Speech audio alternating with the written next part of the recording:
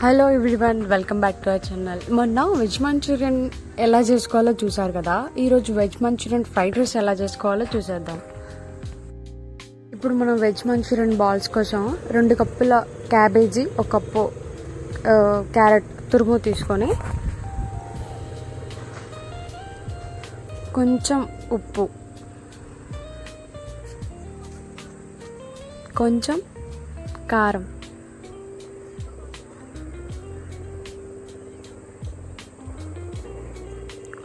Half spoon garam masala,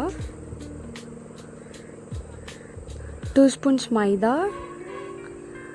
1 spoon cornflour వేసుకొని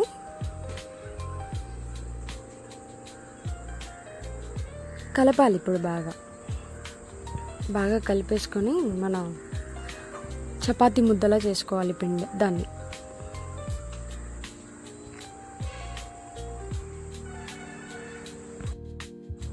ఇక్కడ కనిపిస్తున్నట్టు కలుపుకున్న తర్వాత బాల్స్ చేసుకొని ఆయిల్లో డీప్ ఫ్రై చేసుకోవాలి. వీటిని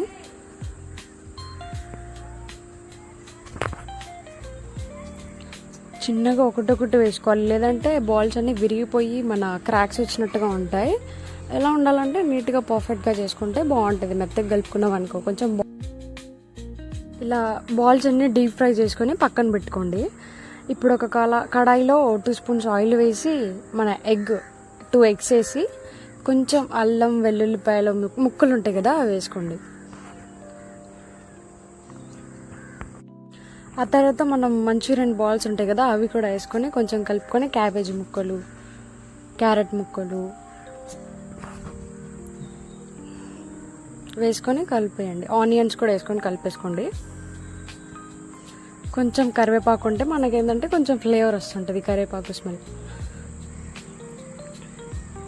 ఇవన్నీ వేసుకొని కొంచెం మంచిగా కలుపుకోవాలి. ఎట్లా అంటే మనము లో ఫ్లేమ్లో పెట్టకూడదు, అలానే మీడియం ఫ్లేమ్లో పెట్టద్దు, హై ఫ్లేమ్లో పెట్టుకొని చేసుకోవాలి ఈ ప్రాసెస్ అంతా.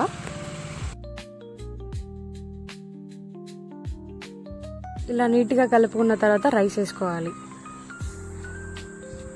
మనం ఇంట్లో చేసుకుంటున్నాం కాబట్టి కొంచెం కొంచెం వేసుకొని చేసుకోవాలి. ఒక 2 టైమ్స్ అట్లా చేసుకున్న తర్వాత అన్నం వేసుకున్న తర్వాత ఇట్లా నీట్గా కలుపుకోవాలి.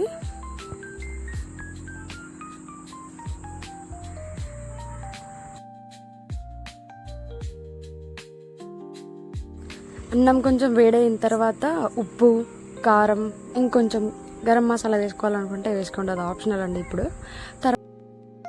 ఇప్పుడు సాసెస్ వేసుకోవాలి. Tomato sauce, soya sauce, green chilli sauce, vinegar వేసుకోండి. ఆ క్లిప్ మిస్ అయిందండి, సారీ. ఇవన్నీ కూడా వేసుకొని బాగా నీట్గా కలుపుకోవాలి.